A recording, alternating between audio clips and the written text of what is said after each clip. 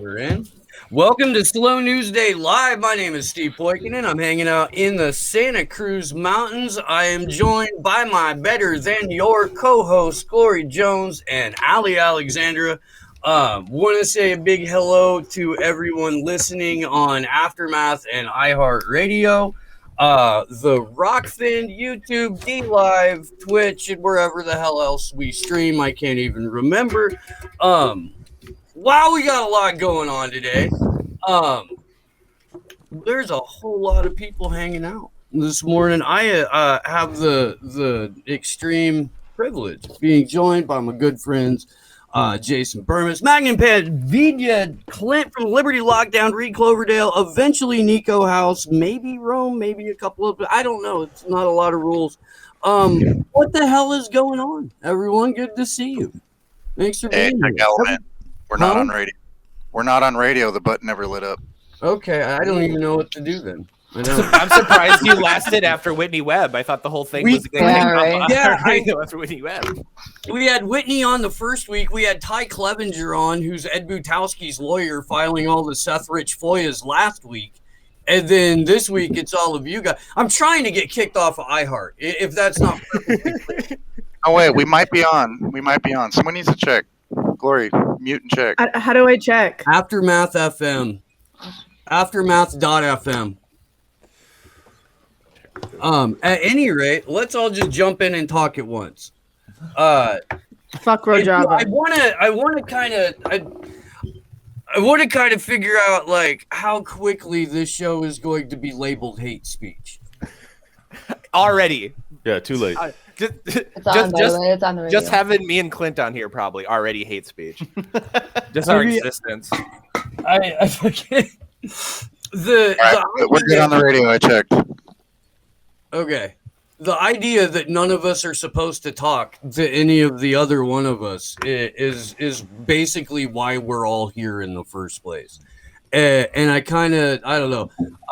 Let's just sort of, starting with Magnus, kind of go like around a little bit and say why we hate America and why we hate each other and why we don't want anyone to get along. Oh yeah, so actually, Steve, America's the greatest country in the world. Has never done anything wrong. There's no evidence of us explicitly lying. We haven't admitted to explicitly lying. We're actually awesome, and without our troops over in Syria and Afghanistan, who's going to teach these poor Afghani women to read? Without the bombs, who's going to do that, Steve? We have to. It's a moral imperative. It's freedom. Upon impact, it jars people's skulls into being able to read better. Concussion into literacy was the name of the program that the Department of Energy. I don't. Jesus Christ! But to your point, Steve, like if you had some shitlib DNC like Warhawk on, there'd be no controversy about it. Nobody would care. Your mentions wouldn't blow up. It'd be like, all right, whatever. Like, hi, welcoming Neera Tanden on. No one would complain. But talk to me or Clint or Reed, and it's fucking a problem. Talk to fucking Cenk Uygur or Vaush, and it's ooh. Yeah, exactly. It's all good. I still don't know who that dude is. Yes, you do. Yes, you do. I mean, okay, yes, like you I've do. seen him. The bit's expired now. The bit's expired now. I've seen it. Thank you. I mean, like I've never actually watched that show. I've seen a clip. I don't know. I've even seen a clip. I don't know who the fuck that is, Steve. I mean, just letting you know. What RedTube was until a couple of months ago, Neither and did I I. still don't really. I've only heard it as a thing that's referred to. Jason? I don't even know what's going on, Steve. You know me, See, man. I kind I of stay on the outskirts. For those that don't know, I would say this about this country. There's what it really is and what it should be and what it was based on. And I hate putting, labels on anybody. I'm not left. I'm not right. I believe in right and wrong. But I will say this. I do believe that the Constitution was probably the most perfectly imperfect document of its time because it gave the ability for you to progress, right? Because obviously we needed the civil rights movement. Obviously we needed women to vote. Obviously we need equal rights for everybody. But somewhere along the way, Steve, especially, post World War II, not that it was great, World War I, World War II, we didn't have propaganda, lies, pre-civil rights movement. We really moved away from any kind of accountability, the three branches of government, the judicial, the legislative, and the executive, to a beyond executive, an executive where the executive himself no longer knows what's going on. And that's why you got that warning for the military-industrial complex from somebody who was on the inside for a very long time in Eisenhower. And now we've kind of spiraled out of control into this media military-industrial complex where the only way you could say something like Google, YouTube, Twitter isn't really an arm of the Defense Department or the NSA or the propagandists is to be blind, is to be completely blind. They do not act like a private corporation. They instead act like an omnipotent lord of the arbiters of truth. And we have never seen anything like this, not only in this country, but throughout the world. And it's more than troubling. And obviously, that's why I've kind of kicked it into high gear on those issues. I've been talking about them now, 15 plus years, almost 20, 15 professionally. And I keep on trucking, dude. I don't know if Sam Tripoli's put out that episode with Brian Callen yet, but Callen, the ultimate skeptic, I'll be on again Tuesday, and we might be doing a third episode together. So, talk about somebody that probably has a very different ideological, political view than me, Brian Callen. I was able to reach him, and we had a great time, and that's why I'm doing this, because I believe more speech solves the quote-unquote hate speech that I don't think should ever be criminalized, because who the fuck gets to decide what that is? Jason, so would you say we have a military, industrial, congressional, intelligence, media, academia think tank complex? You're also missing the prison complex in there as well. But, I mean, when you look at what's in Congress and what's in Senate, to act like those people are somehow more informed than the regular populace, only on corruption, only on their backdoor deals. That's it. That's what they're concerned about. Their kickbacks, right? Who they answer to. So, do I think that the majority of Congress or the Senate has read lockstep? Fuck no. I don't think that most of those guys know what lockstep is, or they're just hearing it, in the echoes of their own echo chambers as conspiracy talk or the SPARS document, et cetera, et cetera. I don't think a lot of these people look below surface level. It's very, very rare. I think we had politicians that tried to pierce that in the past, like Dennis Kucinich on the left, and he got demonized. You see Rand Paul now kind of doing that on the right, not going nearly as far, in my opinion, also being demonized. But every once in a while, when, one of their propaganda narratives is just so over the top and so cartoon level, and some truth seeps through, they're willing to do slow burns on people. They're willing to slow burn a Fauci, maybe even a Gates. That doesn't mean they're going to prison. I mean, fuck, dude. The last time we had an upper echelon part of the executive department go to prison was Scooter Libby and the Enron case, and the last president pardoned him. Okay? And that was like as limited hangout on Enron as it could fucking be. Right? Dick Cheney's still not in chains, never was. So, again, the idea that this whole thing doesn't supersede Republicans, Democrats, I hate red pill, I hate truther, I hate all that fucking bullshit. I'm here to tell the truth, or try. I'm here to talk to other people. I'm here to present evidence, and I hope that other people would do the same and allow an intellectual conversation and a battle of real ideas and evidence, and then go from there. But that's not what we have. Facts. Reed, Clint, jump in, please. I like talking to dissident thinkers, regardless of categorization. I find that oftentimes I can have a conversation with a full-blown tanky and get along better with them than some of the more moderate libertarians that I know. By the way, I'm Clint from Liberty Lockdown, and I would consider myself a libertarian, but my litmus test for friendship or allyship is more, do you identify the same enemy I do? And if that's the case, then we can get along, regardless of what we believe should be born from the ashes of the collapse of this empire. I don't really care so much because the odds are stacked against us. Well, look who just joined the program. Hey, you're only 10 minutes late, Nico. finally followed me on my Twitter. Hey, man. Steve, first of all, I hate you. So I need you to chill Ouch. out. Hold on, let me put I don't want to echo. How's everybody doing? Hey, How are you? fantastic. How are you, Nico? After that one Tired, a little greeting, tired, I'm a little tired. fantastic. It could be better. I'll always love it when the first thing I hear on a stream is I hate you. I think you. I do. I do. No, I mean, gee, it makes me feel like I'm at home. It does. Aw. I have really mean friends. Well, it's good to see Nico here because he had issues with his tonsils, so now he's feeling better. This shit sucked. You know what I Had a good did time. to make I punished my tonsils last night as for punishing me last week. I went and got fucked up last night. is what Yeah, I you did. I was gonna say you look a little. Just stay out late.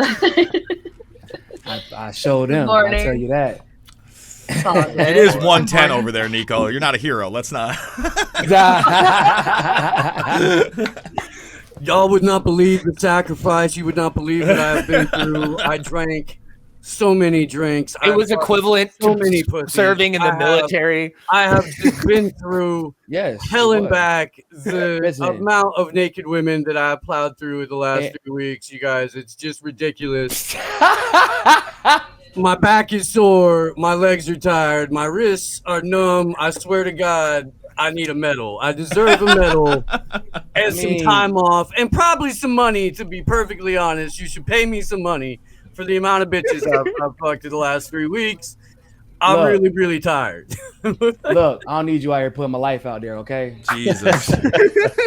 I need you out here putting my life out there, Steve. I'm a God-fearing Christian man.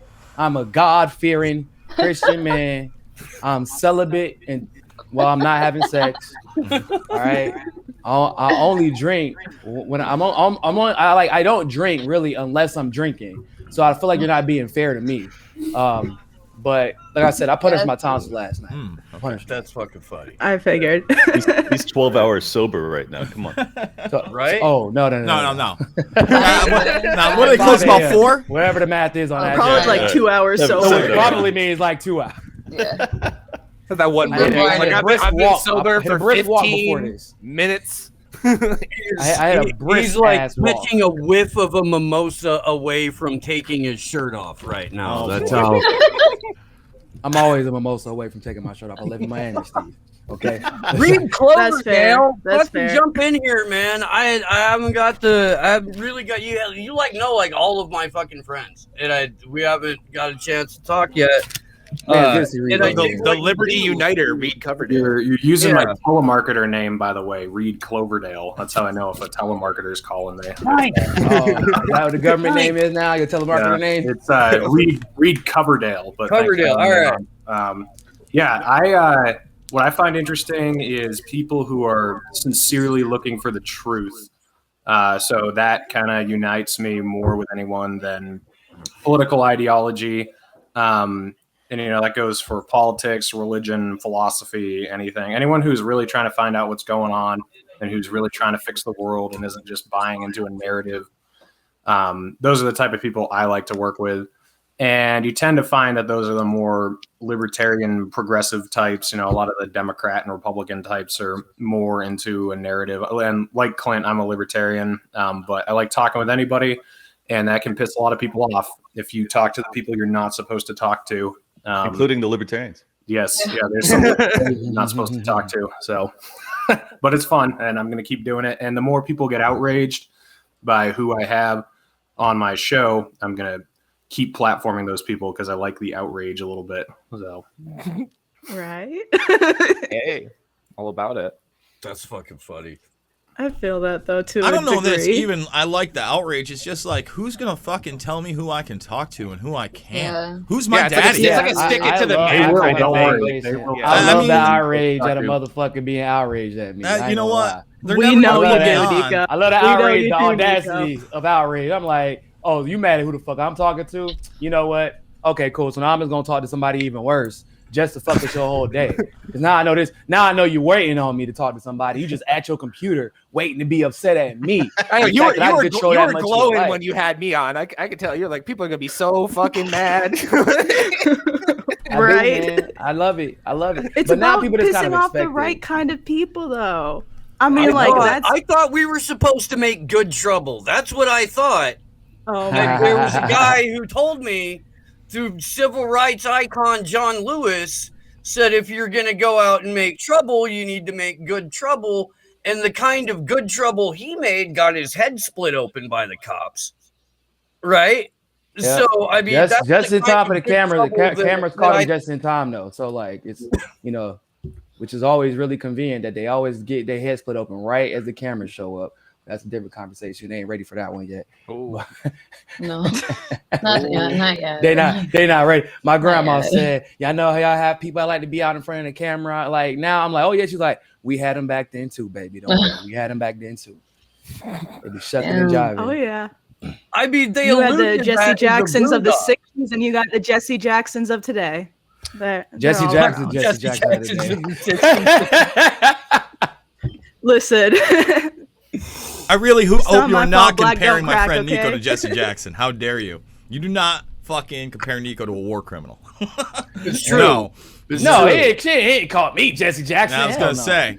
Jesse Jackson said- wishes he could speak as good as I could. Oh my god. He wishes. Damn. He damn sure he never dressed as good. So don't let him tell it though.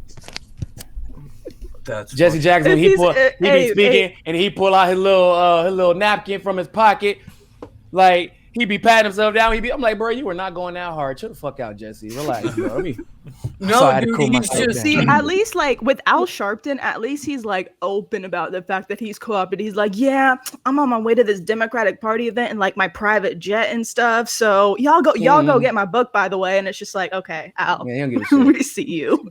Respect Word. I ain't lose all this weight. The hustle. Right? I ain't lose all this weight to be a truth teller. Goddamn it! I'm a sex Alan, icon. Look at his hair. they've got the handkerchiefs out to patch the sweat down because they're wearing so many wires and they don't want it to short out from condensation. So they've got to make sure that there's no moisture running down their body, short out the electronics, This man blow took their every. cover, and then people will, huh? He took the whole remaining supply of Jerry curl when they went out of business, man. That shit is in his goddamn They got garage. the still. fucking old C battery banks that are hot as fuck and they're like overheating Bruh. on their body, slowly cooking alive. Christ. The whole reason that Colonial Pipeline didn't get in trouble was because they're supplying oil to manufacture Al Sharpton's Jerry curl. Oh my god. Hey, Al Sharpton made a career of it, dude. That dude was fucking cutting cocaine deals with fucking New York Mafia back in the day.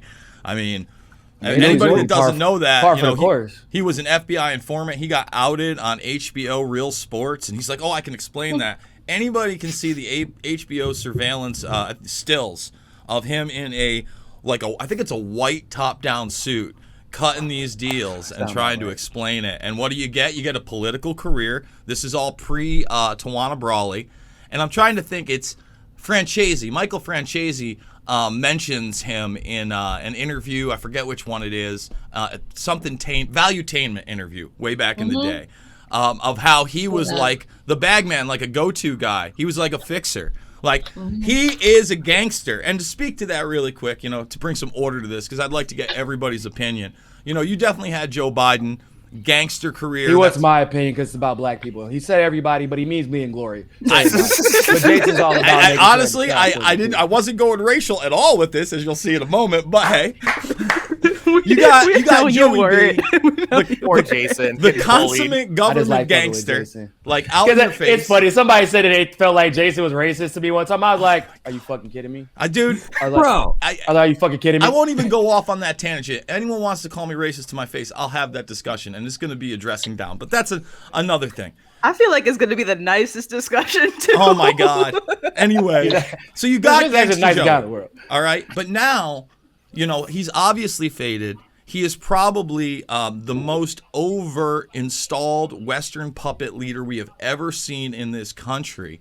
So number one, how do you guys feel about? Does anybody disagree with me that he is installed? He is a zombie. He is not in charge. He can barely read off a prompter. And what does that speak to the rest of the world of where the United States is in that hegemony, that global spectrum dominance? Because, you know, if you are looking at it at a surface nation state level, it's a fucking joke, right? Mm-hmm. And everybody on the outside has to understand there's something else behind it. And yet there are so many people play acting, just like with the fucking mask and this, that guy's in charge. He's not in charge of fucking anything. I'll say it again. No one would hire him to be a part-time manager at a fucking Wendy's they owned, let alone the country. Because you'd get run over. So I want to give it to everybody. How do you feel about the current situation? Is anybody, does anybody think that assessment is wrong? I think it's 100% correct. He's horrible. I hate him, but I've never been shy about that. I hated him before. I hate him now. I always will. He's scum. There's 40 years of him on. There's tapes, everything. I mean, the fact that people think that this was the guy, it's fucking wild to me. Go ahead, Glory. I mean, I think more than ever, it just makes it incredibly blatant the fact that the president of the United States is just the head PR agent for a corporate empire. Yeah. I mean, the fact that Joe Biden was clearly selected to be in this position, that he was clearly installed rather than elected there, or at least clearly enough to anybody who's not a partisan cunt. It just shows that we're really not controlling anything here. This really isn't a democracy. Everybody in Congress and the executive branch is just a PR agent for the empire. There are people behind this pulling the strings. It's the CIA, it's the deep state, it's all the three-letter agencies you can think of, including the WEF, the World Economic Forum. Where do you think Build Back Better came from? So. Yeah, I think I'll say to that before, and everybody was like, "No, there's no connection." I was like, "Really?" Because I think there is. Build Back Better. Really, there's no connection. People be like, "The World Economic Forum has no power." Well, bitch, they're picking other global. How many leaders were using "Build Back Better" as an active slogan for their campaigns? It's literally if it didn't have power, powerful people wouldn't fucking be attracted to it. What do you mean? Right. Exactly. I think that the fact that Joe Biden is clearly a puppet and everybody knows it and no one does anything about it is the scariest shit to me. Yeah. How casually okay people are who aren't even in the political spaces having the conversations that we're having. I'll talk to a random person at a bar, like, yeah, man, he's a puppet. So, but not, and it's everybody generally be like, yeah, all U.S. presidents are puppet. Yeah, but we get all that. But this is, once again, the man is not even qualified to be a Walmart greeter. And everybody knows it. And everybody's they're just resigned to the fact that this is the way things are. And it seems to be, I don't want to say that they're okay with it, but they're at least complicit in it. And they don't have any desire to do anything about it. So it also speaks to just how powerless people feel because they're like, bro, they got somebody with Alzheimer's, they got dementia. And they were like, we don't want that. If these are the two candidates, if we don't want anybody else, we don't want them to. Give us anybody else, just not them two. Yeah, but we're gonna give you these two anyway. Well, at that point, literally that's what they did. And people, I felt like it was almost it was demoralizing for a lot of people who had just really started to pay attention, because when you're waking up for the first time, and a lot of people did, and then they're looking at this shit like, whoa, I have no say-so in how this goes. Mm-hmm. And it's going to be the same shit anyway. So what the hell is the point? And the problem is what I know, Slow News Day and Jason, all you guys talk about this a lot. It's that limited hangout type of conversation that they try to get you in. It's when they think about participation, all they think about or talk about is voting. Mm-hmm. And that is not even the fucking first, second, or third step to participating in this process. Getting out and organizing it and doing the work that a lot of you all do is the first step. And that's where we got to start having the conversations. Look, he is a puppet. So let's stop pretending like he's necessarily the problem. Yeah. The problem is we don't talk about the issues that we're out here organizing for every day, but everybody says they want change. You can force a puppet to do what you want. It's inherent in the term. but you got to get out and fight to get Yeah. that to happen. And like, Yeah, to piggyback off of that too, like I know we all complain about the left a whole bunch, but I'm gonna complain about the right for a second. It was misdirected, but it was really nice over the last year to actually see like self-described conservatives protesting about fucking anything. Yeah. Being in the street about fucking anything. And I talked to a lot of these people. A lot of these people are starting to get it. They're starting to wake up to what was going on. And then, like you said, Joe Biden got fucking elected and they just disappeared into the mist. Like everybody's like, oh, why, Magnus, you work with the left all the time. Why don't you work with the right? I'm like, where's the right wing protest? Like, show me. Like, where's there 100 conservatives on the street somewhere? They Where are was they? looking, Where are they? they? Front running motherfuckers, weren't they? They was front running. Boy, out there looking like Lakers fans. Well, yeah. All right, so Hey. So can a I lot of speak them to that for a second? honestly. A lot of them were like very, I think, fearful. Well, all right. I'd like to speak to it. I think that the fear part is there, but I think there are two different things. Number one, you got to remember a lot of these people came through on this believing narratives about the war on terror coming through, and that was never even a part of their conversation. They didn't understand that the president that ran on love the WikiLeaks, can't get enough of the WikiLeaks. You seen those WikiLeaks? His Justice Department, not only took it further, but extracted Assange out of Ecuador with the help of Sheldon Adelson, his biggest donor, and the Central Intelligence Agency, okay? And then when WikiLeaks still publishes the utmost evidence, there was a ton of evidence beforehand that the Duma attack didn't exist, when just weeks before, Trump on at least 2 occasions said, we're getting out of Syria. It's time to get out of Syria. And then what does he do? He doesn't call out Jim Mattis. He doesn't get rid of Bolton. What, he doubles down. He sends missiles in. That was it. You should have known there. But everybody ignored that. That was never even a conversation with conservatives, okay? That's one. And number two is that you recruited all these people thinking fucking Donald Trump was a goddamn superhero, and that there was a behind-the-scenes network of the Justice League that were going to take over and fucking get rid of the pedophile networks that I've been talking about for 15 years and are fucking very real. Jason, fuck with you. And I kept telling you, superheroes He's right, don't though. speak on message boards in code, you fucking retards. Okay, that is not a reality. And not only did they co-opt all those people, dude, you were at those rallies, Steve. I'd say 1 in 10, 1 in 15 was still holding on. They were talking to Andrew saying, don't worry, Assange is okay. And, this is all an act. I'm like, you're out of your fucking mind. They legitimized Gitmo. They legitimized Abu Ghraib, every black site, all these things, secret indictments. And number one, when that didn't happen, that crushed a lot of people. They wanted to believe the fucking cartoon hero story. Yeah. And I'm not into cartoon heroes because they don't fucking exist. All right? It's not real. There was a reason that fucking Bill Clinton said, you know what? House of Cards is actually pretty legitimate. It's because he's hanging out with Kevin. 98%, didn't he? Listen.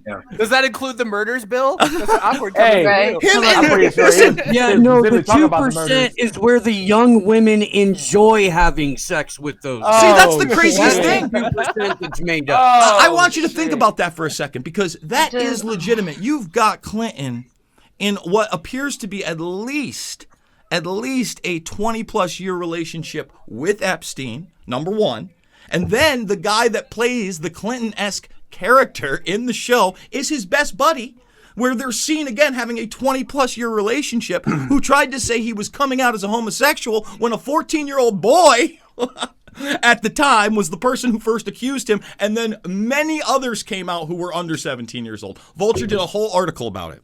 And that guy just got work again. Okay? Yep. So here's the deal. This is why I'm so far beyond left and right? Those same conservatives that were talking about, we need to get Wiener's laptop. Hey, fuckheads. Dennis Hasser was the fucking longest serving Speaker of the House as a Republican and labeled a serial pedophile by a judge. I never heard you talk about that. So, Fact. I mean, number And to one. be fair, like, some of these people woke up late, but you're also right that the same people will deny that after the it's like, God damn After it. the fact. Did Exactly. y'all It's look the at left, fucking- Jason. fucking- It's the fucking left. I'm like, superhero. Mark Foley was raping kids and pages. That wasn't the left, okay? And, you go back to the Bush White House. I mean, I go forever. That's the problem. And it fucking, instead people were going, Tom Hanks. Yeah, I'm like, for real. He's got a wire, bro. You can Jason. see it. You can see it. Jason, those same conservatives that were all about save the children, stop the international pedophile ring, were suddenly found carrying water from Assad because Trump was one of the most fucking pro-Israel presidents ever. Like, are you kidding me? Yeah. We're just gonna take the IDF and Mossad's word for everything now, But again, despite it's- their connections to the damn Maxwells. Yeah, the like same I thing. get in arguments with people all the time because I'll say like Q was an op, Q was a fucking Fed op, and they're like, "Where do you get that?" And I just link Steve and Glory. I just tag you. I'm like, look at their shit because they got it Nah. covered. I'm like, You should the link whole Q common thing- sense. That's what Yeah, I you was should gonna link. say, it Just doesn't take a lot to get figured that out. Well, guys, Like- think about it. After the fact now, they've got their fucking wish list. I'm telling you, first of all, I'm one of the only people, and everybody says, oh, we didn't know they were spying on the Americans since Snowden. No, we did. We fucking did. It's in my fucking film from 2010, Invisible Empire. Norris Insight Systems was collecting all data through secret servers in all telecommunications companies. Hands down, it was out. Hepting versus AT&T was out there. Mark Klein and others blew the whistle. 23 other people. Okay? Twice it got thrown out of court.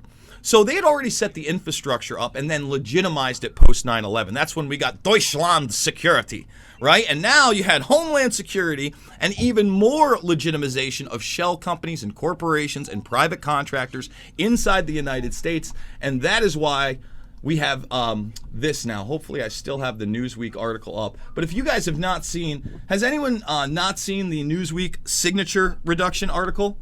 Oh yeah, actually, I just shared that. That is, it's so mask off. The fact that literally like Bro, like they had to write an article of the FBI is trying to subpoena people that like. Oh yeah. So- it's Oh yeah. This That is one. an almost 2-year investigation, but what I want to point out is this is a co-op of all intelligence groups. There's never been one congressional hearing on it.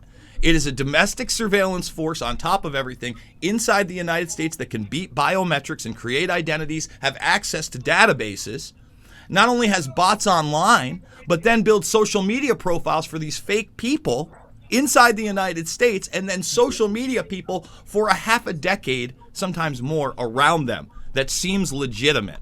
And the tools that they use, I think that this is the most just crazy tool, at least that we now know is public.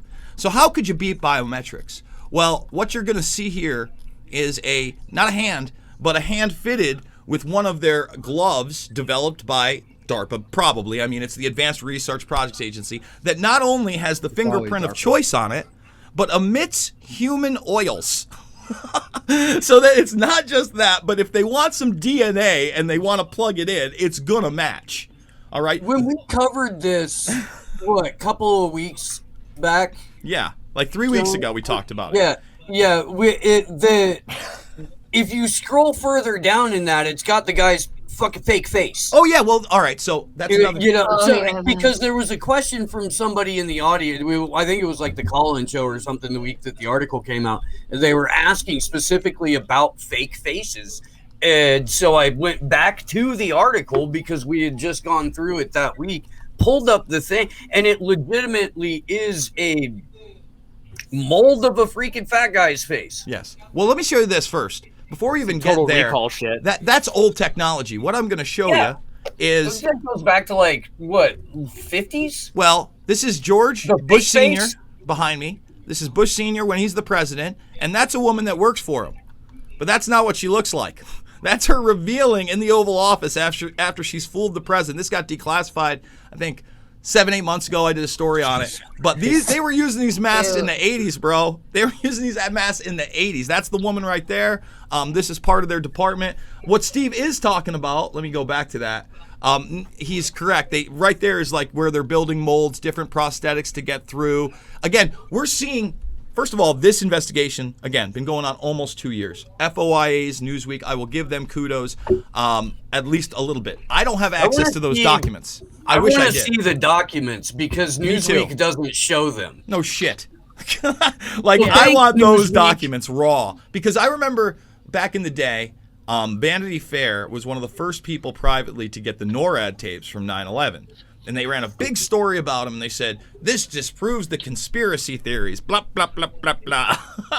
And I'm like, well, I sure would like to get them because you released about fucking I think they released like 12 minutes of like, I think it was 7 hours I ended up going through.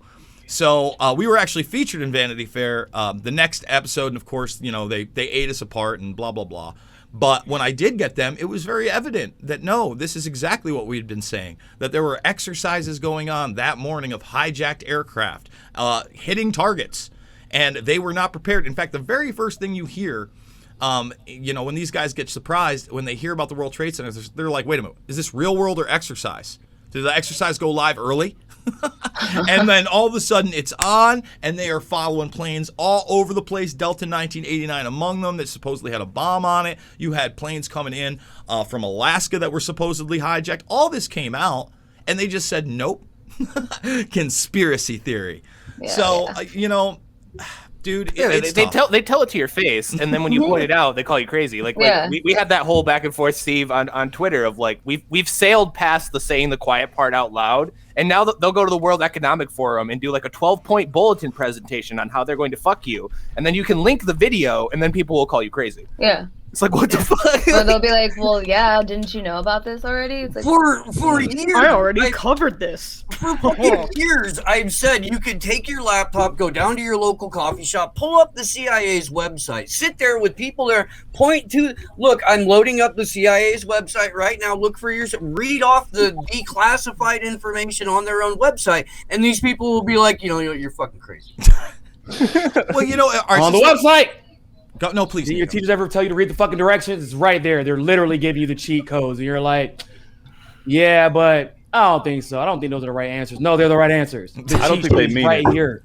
Yeah, let me be the dissident here and say I actually love the Biden presidency because it's the first time that the vast majority of the country actually sees what the panel here already saw for a long time. Okay. God, I like that angle. Okay. Because under Obama and Trump, there was still this veneer of capacity that they could actually accomplish something. Under Biden, only the most deluded motherfucker still thinks that the president can get shit done. And even they don't believe it. Yeah, and they don't really believe it, but they still they go to bed at night hoping. So I think this is progress. Personally, I think the only thing that I'm curious about is I'm an ANCAP. So I don't even want to see a government at the end of this. I think that it's a disaster. I don't think that you can reform or remodel society with some sort of government that has a monopoly on force. Is there anybody in this panel that still believes that government can be good? Hold on. All right. So now I got to get on here. First of all, I got to disagree 1,000% on that, bro, because I get it, you know, that, hey, more people realize it's a puppet. No one's doing anything. It's just the outward. Oh, I thought you were supporting government for a second. No, wait, well, we were going to I'm not an anarchist either. Nico. Whoa, Nico. Okay, hold on, brother. I'm the only one. Whoa. We're not like, ooh. Let's stop, because I am, because we're going to get there. Listen, I'm not saying every institution is corruptible. We're human beings. It's in our inherent nature. But that's another argument. Let me talk about Biden for a second and this whole thing. We allowed D.C. to be militarized. We are now allowing them to announce a domestic terror force on all these people. These are huge losses. Now, on number one, lumber is tripled. We are setting ourselves up for economic disaster. With Trump, as bad as he was, man, as bad as he was, when he came in, they would have much rather had a Jeb Bush to run against a Hillary Clinton and just install Clinton and do their thing. Right? Have someone articulate, because, all right, there's no doubt the last two presidents before that are utter puppets that were installed. You look at George Bush Jr., obviously generational. They wanted Neil Bush in there, but Neil Bush was the Bernie Madoff of his day and got outed in BCCI in the scandal. So they have to put them in. Bush wanted to be like the president of baseball. He was very happy with the Texas Rangers. Now, he announces, while he's, I think, a one-term governor at that time, everybody else who had been the president had more experience than him. They ran him through with Gore, you know, and Gore obviously an acolyte of the Clinton administration. Remember, Bill Clinton comes up because he's running fucking cocaine in Mena, Arkansas with Bush daddy. Everybody knows it. Read Mena, man. Like find out Iran-Contra. That's how he came up. He's an integral part in the operation, okay? That whole Bush, man, go watch my film Invisible Empire. It covers all of it. So you got Bush in there as kind of like the idiot president, but the good old boy, and we're kind of looking at it like it's kind of an oligarchy. But again, it's right versus left at that time, much more 20 plus years ago, conservative, liberal. We'd rather have this person, he's going to keep our guns in Texas, rah, rah, rah. Well, that doesn't play out so well after the war on terror and people being fed up with weapons of mass destruction and obvious lies that are out there. So you bring in somebody who's slick, okay, who literally has less experience than Bush. So just so people understand, he was a state senator who had not won a national election, and they had him speak at the 2004 DNC before he got elected. He was the keynote guy. They were pushing this motherfucker before he had a job. Yeah. So then he gets the Senate spot, and he's only there for 3 years. He's like, I'm going to be president. Rolling Stone's like, you're going to be president. We're going to put you up like Jesus motherfucking Christ in the clouds. Anybody who comments on you negatively and what you are, racist. Bigot. And now you get to build a narrative for a decade plus, right, and really ramp it up during Trump, even in your loss. Listen, they're not omnipotent. They're people. People are people. They have losses, all right? Because, you look at even 2004 when they ran Bush, they didn't want Howard Dean. Howard Dean was running the show, and he's a fucking puppet too, but Howard Dean was winning. And then he goes, after he fucking loses one thing. We're going to go to that. The media acts like it's fucking bad. And they bring in Bush's third cousin on one side, eighth cousin on the other, Yale skull and bones brother. Okay. He wins the election. John Kerry won the fucking election. Had he challenged it, he won. He knew he won. And they gave it to Bush. Okay. That's how rigged this thing is when you get down to it. So continuing on, Obama, look. He had an opposition still because there was an illusion, but a lot got done. The war on terror got legitimized. People stopped asking questions after a while. And when Trump came in, they got to demonize WikiLeaks, boy. Right? So here's my point. Trump, at least, and I would encourage you to check out his speech last January, not this one, at the World Economic Forum. I couldn't believe what he was fucking saying to these people. He's basically challenging their entire idea of control top down from climate and destruction. And look, I know he said other things, but we had wins with Trump. I had more in my paycheck with Trump, okay? I was less worried that all of a sudden there was going to be forced vaccinations, okay, with Trump. This guy's, again, he's a fucking career criminal, bro. He enabled 9/11. He met with one of the money men after the fact. Biden, it's in my film Fabled Enemies. It's one of the things that I really brought Kalen in with. And he's not even there. So I'd say this is extremely, and here's the thing. I 110% believe that Trump probably won 47, 48 states. Right now, when they're flipping Arizona, it ain't 1%. It ain't 5 fucking percent. It ain't 10 fucking percent. It's 15 plus fucking percent flip. Now, I've been talking about the legitimacy of our elections forever. And back in 2004, especially when they started bringing the Diebold machines. Okay, that's how Kerry got to lose and say, I lost. Fractional voting should never be a thing. Since we were cavemen, we could do this, brother. 1 on a wall. Next, 2 on a wall. I always bring up the Athenian model. Everyone gets a piece of clay. You write your name on it, you put the clay on the back. It would be more efficient than what we have. And now, even after the fact they installed their puppet, they're going to try to say that we're terrorists for getting the legitimate audits in states. We're fucked. This is it, bro. I'm saying right now, there is no good thing. And to speak to government, I would go back to the Wild West. Why? Because, look, if you want government by force, it's there. Because it's you defend your shit, mine is mine, yours and yours. There's kind of an agreement, but if shit goes down, nothing gets done. In that time, we kind of instituted the first part of, government outside of, our federal one with sheriffs. And I think it's our local governments that we have to stick to. We have to stick to real voting and accountability. We have a lot of problems in the world, and I don't have all the solutions. But I can tell you this, anarchy sounds great or free market capitalism sounds great, but there's never been something like real free market capitalism. It gets to a point, especially now technologically, where there is this national security state. And many of the things that Trump failed on, the biggest one, right? We're going to take down the deep state, is he couldn't even expose the deep state twice from 50 plus years ago by releasing all the JFK documents. To release the fucking JFK promised files, us, and man. You choked like Lionel Messi in the Euro final. That's all I wanted. So listen, I know I've been ranting and raving, but my point is, I want to speak to that. I got a difference of like I know me and Clint sometimes. I'm come from actually the gonna like maybe collapsitarian. moderate my own panel and let Reed jump in here. Thank you. I'm gonna back Clint up on this because I'd ask you, how do we get to that point? Like, if you want a reform of government, then yeah, we're in the worst place ever. But how do you expect us to get away from where we are now? I don't think it's going to be a peaceful resolution. I don't think the government's going to reform itself. So I'm with Clint. I mean, the last time we were anywhere close to having an emperor with no clothes moment was with Bush, but that was a different timeline. Like you just laid out, Republicans weren't really anti-establishment in 2000. You know, George Bush wasn't fighting the deep state in their mind. Like now you have a large part of the population that legitimately thinks they hate the deep state, even though they love Israel and AIPAC and everything. But they at least have the right emotions, and they just need to be aimed in the right direction. And then you have that on the left, too. You have a lot of people on the left who hate Joe Biden, where before it used to be pretty cut and dry. It was Bush versus Gore, and then Bush versus Kerry, Obama versus McCain, Obama versus Romney, Trump versus Hillary. And then after Trump versus Hillary is where it started really falling apart.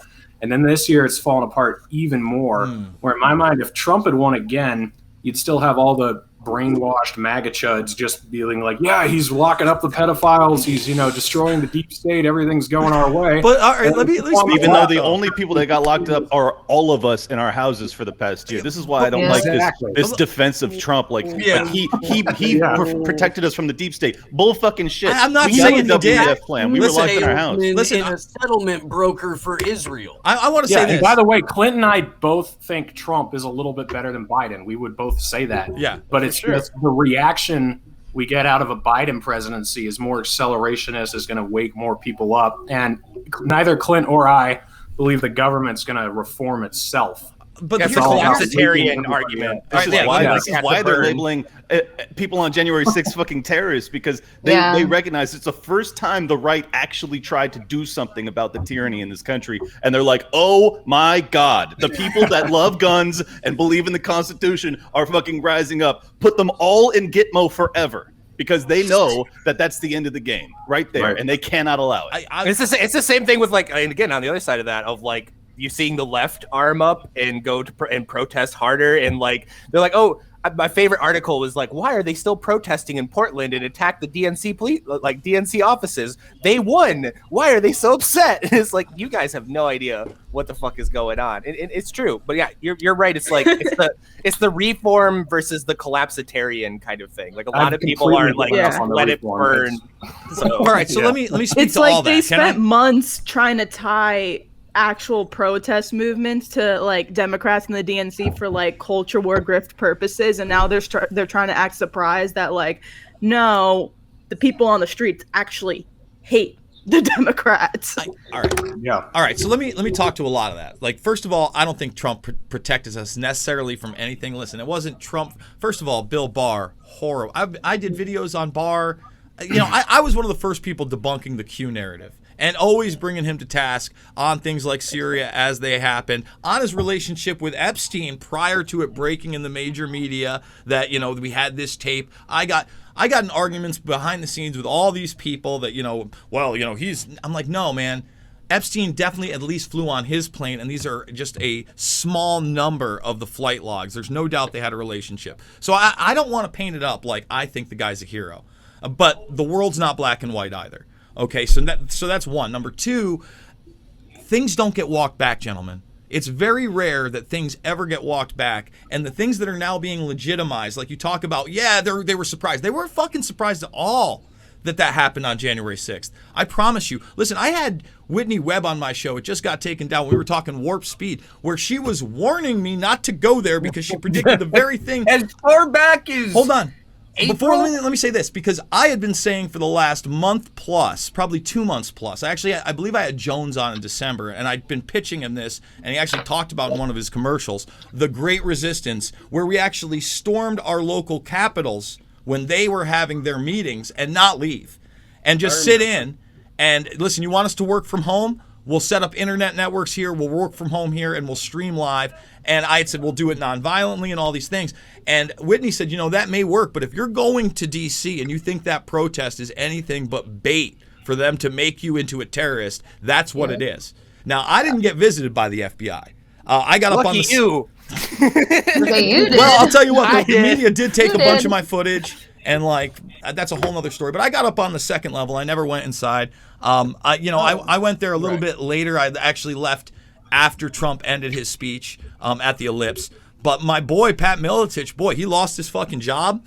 He got released from the LFA, and he got a visit from the FBI. He didn't even go up on the thing. I didn't even see him there. We had steak dinners later. Me either. Yeah, no, exactly, Me, Steve. and I you were saw on you the more. opposite side that I was. But the thing is that if the FBI comes and sees me, the first thing I'm doing is turning on a camera and we're live streaming it.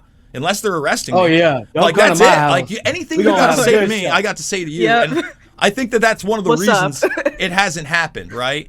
And here's the thing, that's kind of the attitude you got to go in with as a journalist. Look, I was right up front when I got on film them passing a sledgehammer up on the second level where they're battering with the police. And I'm like, dude, they're going to kill somebody. And luckily somebody up front grabbed it and handed it to the police officers. And I was like, that's a moment of sanity. So here's the thing. I think that was – look, you wanted to go to the Capitol and sit in and say we're not leaving until you count the votes and we're going to stay sitting on the Capitol and you have a plan, great. But now we're fucked, man. We're fucked in a way I don't think people understand. If you watch that entire Tulsa incident, I'll call it the Tulsa incident, from a few days ago with Biden, I did a whole watch along. First of all, best speech he's ever done. Whoever wrote it, fucking kudos to you. Whoever hit him up with the amphetamine so he could talk for 30 minutes, wow, I was impressed. That little Seriously. Those dealers. A little shot of adrenaline in his fucking. There's Yeah, no doubt about more, it. a little more, Guys, with breakfast. He stumbled less than 5 times. And the brilliance of it was like the first 20 minutes was very factually based, went into a real racial tragedy that then in the second half was used to exploit and then legitimize that white supremacy is the largest scourge now, more than ISIS, more than Al-Qaeda, and that he will be announcing his domestic terror force and more about that in the coming weeks. Well, I just showed you the infrastructure We for it. left out the part where it was the U.S. government who literally carpet bombed them for the first time. Exactly. Well, he talks about that's what was so amazing about this. Yeah. Listen, will you watch? I encourage everyone to watch the whole thing because whoever wrote this fucking speech, the first 20 minutes of it, I did a watch along and I thought I was just gonna get old man Biden fucking stumbling, saying crazy shit, and I'm like, man. Whoever wrote this did a really, really good job. They actually even brought up that it wasn't just racial inequality with black and white, but when the Catholics were here, as Irish came over, they had a hard time, and all these other people. I was like, damn, I can't believe he's actually saying that and acknowledging that as well on top of it. I encourage everybody to go check it out because it's one of those moments that scares me because, again, things don't get walked back. So now we don't have legitimate elections. We're demonizing audits. We haven't had a one-to-one paper ballot thing for a year. I mean, we're talking a decade and a half. We've legitimized Gitmo, Abu Ghraib, black sites across the world. Oh, and by the way, we just had the first autonomous drone via AFRICOM hunt down a human being and fucking kill it without any human interaction whatsoever. And if Didn't even hit the news. Barely hit the news. Nobody cares. Just for everybody's edification, the rogue drone that hunted down and killed someone, that was March of last year. And then the story got recirculated and people started reporting on it again. But this is something that's like done been. Yeah, well, Yeah, well, that goes that's to my kind of- point, that's though, the that point, yeah. Trump was not delaying this dystopic nightmare that we exist in. He was just, if anything, he was a speed bump to the inevitability of it.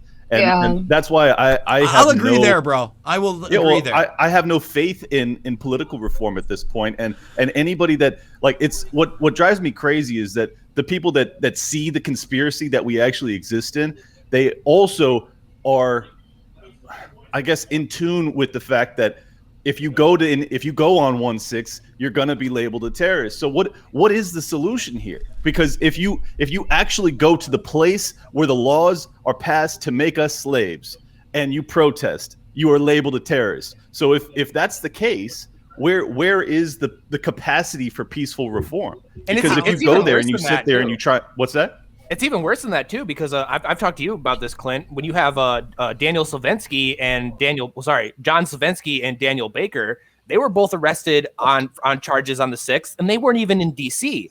Daniel Baker posted a flyer to Facebook. He was an anti-fascist activist. He got arrested. Mhm. John put an edgy Twitter post out and got arrested by the FBI for connections to the Capitol riots. So they were running around grabbing everybody. I want to say something about walking things back. You know, Donald Trump on the debate stage was talking about Operation Warp Speed, and Republicans were just like, ugh, but they didn't say anything about it. They didn't care about vaccines at all. And then as soon as Biden is president and we've got these vaccine passports idea, everyone freaks out. Governors are passing bills to ban vaccine passports. So that's an example to me of people actually freaking out and giving pushback, where if Trump had just become president again with his Operation Warp Speed, no one would have given. But let me say this, like man. Operation Warp Speed. Like, does anybody in the Republican Party gonna like say anything about this? It was like, Yeah, he said it name right on the itself. debate stage. He wasn't hiding it at all. He's just like, Operation Warp Speed. It's going to be tremendous. It's going to be amazing. Listen, We're gonna get the vaccines out at Warp Speed. But That's why I then call Trump a everybody- speed bump. Fantastic. Yeah, no, I totally agree with the speed bump. Here's where I disagree. And the first 4 months of Biden's presidency are evidence that we are correct that Trump was a speed bump, because every fucking sinister plan that they had laid out that they wanted to get, shoved through under the Trump presidency, and they got most of it, let's be honest. But then they were like, oh, and here's X, Y, Z, and you are not free anymore. Let me just say this. Yo, I gotta get out of here because I gotta do a couple of streams. Go but do it that. was my pleasure as usual, people. Go big time, Good to Nico. see you. Don't be productive, Nico. Feel better. Hey, we gotta I'm do a not stream even that soon. drunk Go hit up anymore. an Go Oh, drink your I'm Pedialyte. It's okay. Yeah. Hey, I'll see you, Nico. Yeah, go hit that oxygen bar. I'm not even kidding. Actually, we do it. I do insures. I do my insures. Hey, Oh, yeah, Nico, good where one. are people gonna be able to meet you at 7 tonight? Yeah, Oh, I thought you was gonna handle that, Glory, but I guess I'll handle it. we can do All this right. more than We're one. gonna do it again at the end. Good. But yeah, in all seriousness, we're gonna be in Little Haiti today for the Julian Assange event out there. Glory, you still coming? Yeah, good. What kind of a question is that? Glory gonna be there. And they're kicking off their home run. It's home run for Julian. Home run for Julian. Home run for Julian event in Miami, because you always want to kick off anything good in Miami. I mean, it's fucking Miami. Why else would you? But I think there's going to be a great crowd there, because we had the Bitcoin conference yesterday and the day before, and a lot of those people are very supportive of Julian Assange and WikiLeaks and free speech and just freedom in general. Did you see that picture Tim Dillon tweeted out of the lion horse thing in front of the Bitcoin conference? It's this giant statue, and Tim Dillon was like, "Holy shit, the Bitcoin conference is gayer than Pride." Yeah. Yeah. Not for nothing, but there are a lot of people skipping the pride parades to go to Bitcoin. So one of my homeboys was like, "Hey man, not for nothing, but Pride is kind of too gay for me, so I don't go." He's gay. He's like, it's just a little bit too gay for my taste. I'm like, bro, y'all. But in all seriousness, man, everybody at this point who's watching this show knows that this is bigger than Julian Assange. It's bigger than WikiLeaks. It is about freedom of the press, free speech. It's about not allowing Western empires to extrajudicially torture people across the world for doing their job and holding the elites accountable. And in this event, along with every Assange event, is as important as the last one, and it will be as important as the next one. And we need y'all to show up to every single one of them. Like, at the end of the day, man, I think it was Glory or Frank or y'all are all on his show. Like, bro, how much more do y'all want us to do? You have people, everybody on the stream is either organized or been part of some organizational effort to bring attention to issues like WikiLeaks. I keep saying, well, what can we do? What can we do? We're telling you. We're giving you the examples. It starts here. The solutions start with awareness, and the only way you can get awareness is to be at these events and spread the word about these events so that people know what the fuck is going on. And you got to get up off your ass and go there. If this issue is big to a lot of you, as I know it is, you can't only do it from behind a keyboard anymore. You got to get your ass up. You got to go there, and that's for not just for Assange events. That's when we do these election integrity events. That's whenever, we do any of these events now. And so hope to see you out there. Little Haiti at 7 p.m. Oh, I got the address, actually. Hold on, let me tell y'all the address. I know they're going to give it to y'all again. But Yeah, the While address I'm is on. looking for that real quick, I do have a GoFundMe out right now. I would like to cover and turn into a documentary film, The West Coast Leg and Final Stop in DC. I'm a little bit over halfway to my goal because of you guys. Thank you very much for that. It's plane tickets are ridiculous right now. It's nuts, man, nuts. 3 So days flying from West Coast to West Coast is LA to weirdly DC, expensive right $700. now. Huh? Flying from the West Coast just to the West Coast, like just in between the West Coast, is weird. It's Yeah. expensive as shit right now. I went $191 round trip San Francisco to LA. That's usually like an $85 flight. It sucks. Well, the trillions in Everybody, bailouts under Trump things didn't open help it there. back up. Oh, the address Yeah. really quick for everybody tonight is 7640 Northeast Miami Court in Little Haiti. So be there 7 p.m. You'll get a chance to meet Glory. If you want to hop on camera, I want to be live streaming. I'm actually going to bring my whole laptop setup. So we're going to be live streaming, having conversations. If you want to, give your piece and send your love to Julian Assange on camera, we're more than happy to have you guys. We Well, try to. and the people on the panel are John and Gabriel Shipton, Julian Assange's father and his half brother. So, you'll get a chance to ask them questions. And then after the panel, you'll be able to, meet them if you want. So, Yep. I'm so jealous I can't go. 7640. What the hell? North Miami Court. I think. North Miami Court. I mean, it's North Miami, Go South get your Miami, insurance. something. Go get If your it ain't a insurance. number, it's got Miami in it or It's a Biscayne little Ocean, Haiti, but yeah, so I'll figure. basically. I'll get him there. All right, guys. It was a pleasure as usual. I'll talk to y'all soon. Always. Later, brother. see you, See you, Nico. Nico.